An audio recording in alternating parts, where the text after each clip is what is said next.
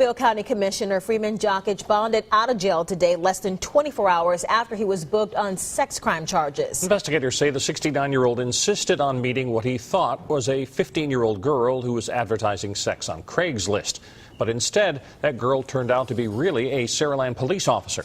His bond was set at $80,000 on charges of traveling to meet a child for an unlawful sex act and the electronic solicitation of a child. Well, Jokic isn't the first high-profile arrest connected to electronic solicitation of the child. And the last time it happened in Mobile, the case did not end well for law enforcement. Fox 10 News reporter Renee Dials is live at our newsroom to tell us what police say is different this time.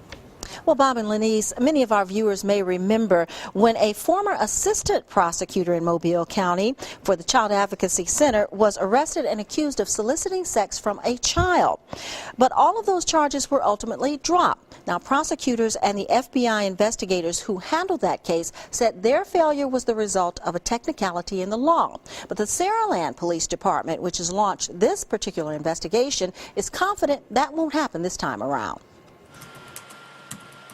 Corporal James Morton's job is to catch child sex predators. Pretending to be a 15-year-old girl, Morton communicated for 5 months with former Mobile County Commissioner Freeman Jokic. We allow them to set the pace. We allow them to set how the conversation is going to go.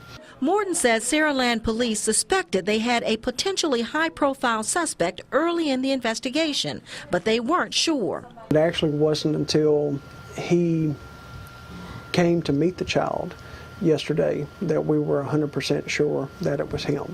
Another high-profile suspect was arrested in 2009. Prosecutors say former Assistant District Attorney Steve Giardini chatted frequently online with someone he thought was a 15-year-old girl. But in 2012, all of the charges were dropped. And they tried to force his conduct into an antiquated statute that wasn't designed for that, and he was not guilty of it, and the judge did the appropriate thing and followed the law and dismissed the case. Even Giardini's lawyer mentioned the outdated statute, but by the time his remarks were made, the Alabama legislature had already acted to strengthen the law intended to protect children from sexual predators. And maybe one of the most significant changes is in the actual statute for electronic solicitation of a child. They went and they added the verbiage of or another person the defendant believes to be a child. Morton says cases were challenged in the past because there was never a child online with the suspect. By changing the law, that's no longer a crucial point in Alabama. Morton says what matters is that the suspect believes he's communicating with the child. Since the Electronic Solicitation of a Child Act was passed in 2009, Morton says Saraland's Internet Crimes Against Children unit has had a 100% success rate, and he expects that will continue with this new case. Reporting live in the newsroom, I'm Renee Dials for Fox 10 News. A man